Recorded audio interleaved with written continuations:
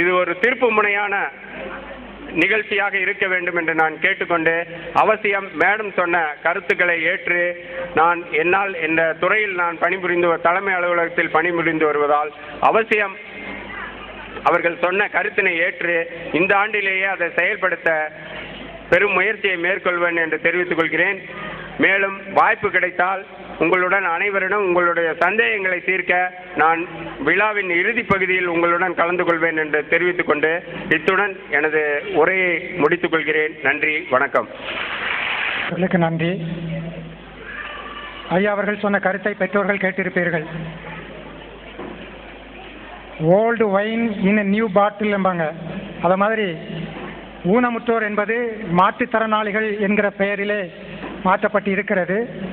ஐயா அவர்கள் மட்டுமல்ல, அந்த துறையை சார்ந்தவர்கள், பேராசிரியர்கள், அம்மையார் லலிதா ராமானுஜம் போன்றவர்கள்லாம் கவனிக்க வேண்டிய செய்தி என்னன்னு சொன்னால், இந்த மாற்றுத்திறனாளிகள் அல்லது முன்னாடி இருந்த ஊனமுற்றோர்கள் என்கிற பட்டியலில் இந்த அறிவுத்திறன் குறைந்தோர் என்கிற பட்டியல் வரல. ஆனால் இப்பொழுது மாற்றுத்திறனாளிகள் என்று பெயர் மாற்றப்பட்டிருக்கிறது. ஏற்கனவே இருந்த பட்டியலில் இதெல்லாம் கிடைக்கல, இதெல்லாம் சேர்க்கப்படவில்லை. இனிமேலாவது அவர்களையும் சேர்க்கப்பட்டு உரிய முறையில் இந்த மன வளர்ச்சி குன்றிய குழந்தைகள் என்கிற நிலையிலே அறிவுத்திறன் குன்றிய இந்த குழந்தைகளுக்கும் போதுமான வாய்ப்புகள் கிடைக்க வேண்டும் என்பதை நீங்கள் அரசிடம் எடுத்துக்காட்டி உரிய பலனை பெற்று தரும்படி அன்போடு வேண்டி கேட்டுக்கொள்கிறோம். பெற்றோர்களும் முடிந்தவரை ஒரு விழிப்புணர்ச்சியை பெற்று அதற்கு ஏற்ற வகையிலே செயல்பட வேண்டும் என்று கேட்டுக்கொள்கிறோம். அடுத்து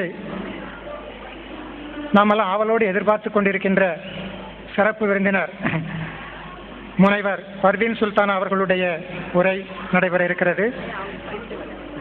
அவர்கள் நாடறிந்த நல்ல பேச்சாளர்.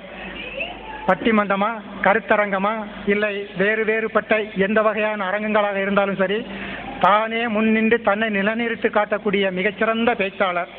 உலகம் சுற்றிய இளைஞி என்று சொல்லக்கூடிய அளவுக்கு மிக பரவலாக தன்னுடைய கருத்துக்களை நிலைநாட்டி வருபவர்கள். சென்னை பல்கலைக்கழகத்தில் MA பட்டமும் ஆராய்ச்சியில் PhD பட்டமும் பெற்றவர்கள். SIET என்று சொல்லக்கூடிய ஜஸ்டிஸ் பஷீர் அகமது கல்லூரியிலே தமிழ் துறை பேராசிரியராக அவர்கள் பணியாற்றி வருகிறார்கள். இலங்கை உள்ளிட்ட பல வெளிநாடுகளுக்கும் அவர்கள் சென்று பணியாற்றி இருக்கிறார்கள். பாம்பின் கால் பாம்பறியும் என்பார்கள்.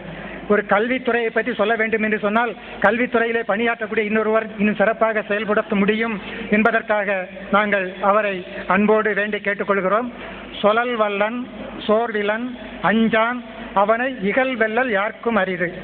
அந்த அளவுக்கு மிகச் சிறப்பாக கேட்டார் பிணிக்கும் தகையவாய் கேளாரும் வேட்பமொழிவதான் சொல்.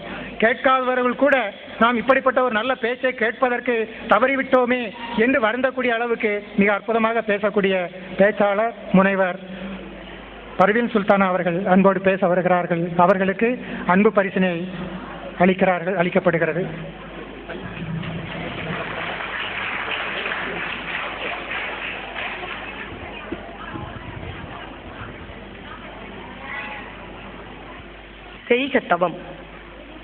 செய்க தவம் நெஞ்சே தவம் செய்தால் எய்த விரும்பியதை எல்லாம் எய்தலாம்.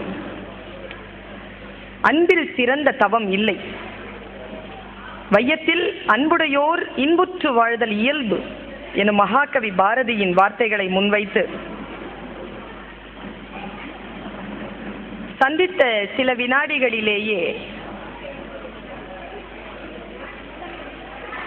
என் மனதிற்குள் மரியாதைக்கான ஒரு சிம்மாசனத்தை போட்டு அமர்ந்திருக்கக்கூடிய அன்பு சகோதரர் திரு ராமலிங்கம் அவர்களே,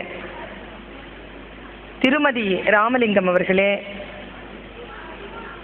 மேடையை அலங்கரித்துக் கொண்டிருக்கும் பெரியவர்கள் திருமதி அன்னை லலிதா ராமானுஜன் அவர்களே, பொறுப்புடன் பேசி அமர்ந்திருக்கக்கூடிய அன்பு சகோதரர் திரு ஸ்ரீதரன் அவர்களே, மேடையில் இருக்கக்கூடிய பெருமக்களே,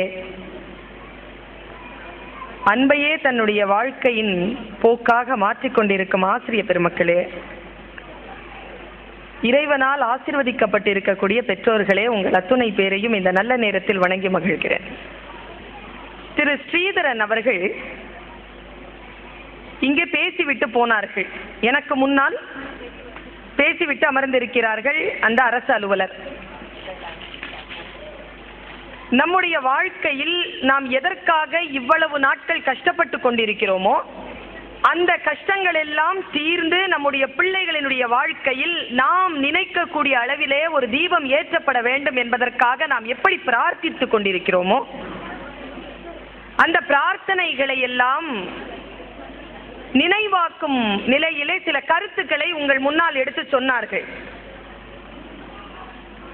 ஆனால் அந்த பெற்றோர்களிடமிருந்து அதற்கான சரியான வரவேற்பு கிடைக்காதது என்னை கொஞ்சம் அதிர்ச்சிக்குள்ளாக்கியது. நம் பிள்ளைகளுக்கு அரசாங்கத்தினுடைய அனுமதியின் பேரிலே வேலை வாய்ப்பையும் அவர்களுடைய திறனை அடையாளம் காணக்கூடிய ஒரு அமைப்பையும் ஏற்படுத்தி இருக்கக்கூடிய அந்த கூறுகளை எல்லாம் திரு ஸ்ரீதரன் அவர்கள் பேசுகின்ற பொழுது, உங்கள் பிள்ளை எப்பொழுது தன்னுடைய கலை நிகழ்ச்சியை நிகழ்த்தும் என்கின்ற ஒரே நோக்கத்தோடேயே நீங்கள் உட்கார்ந்திருப்பது எனக்கு கொஞ்சம் மன வருத்தத்தை அளிக்கிறது. நம்ம பிள்ளை டான்ஸ் ஆடிட்டு நம்ம பிள்ளை நாடகத்துல நடிச்சிட்டு போயிட்டா இன்றைய நாள் நமக்கு இனிய நாளாக மாறி போகும். அவ்வளவுதான் நம்முடைய இலக்கு. பெற்றோர்களே, உங்களுடைய இலக்குகளை, உங்களுடைய விழிப்புணர்வை கொஞ்சம் மாற்றி அமையுங்கள். உங்கள் பிள்ளை இங்கு கல்வி பெறும். கல்வி என்பது நிலைப்பது, விழிப்புணர்வு தான் அடைவது. நீங்கள் விழிப்புணர்வை அடைந்து ஒரு மிகப்பெரிய இயக்கமாக கிளர்ந்தெழுந்தால் நம்முடைய வாழ்க்கையில் நாம் சந்தித்துக் கொண்டிருக்கக்கூடிய இந்த சோதனைகளை வருங்காலத்தில் இத்தகைய பிள்ளைகளை பெறக்கூடிய பெற்றோர்களும் அந்த பிள்ளைகளும் பெறமாட்டார்கள் என்பதற்காகவே சில விழிப்புணர்வுகளை நாம் பெறுவது அவசியமாகிறது. நான் இங்கே உள்ளே நுழைந்தவுடன் பார்த்தேன், இந்த பள்ளிக்கூடத்தினுடைய பெயரை அப்பதான் கூர்ந்து கவனிச்சேன். மாருதி சேவா பள்ளி.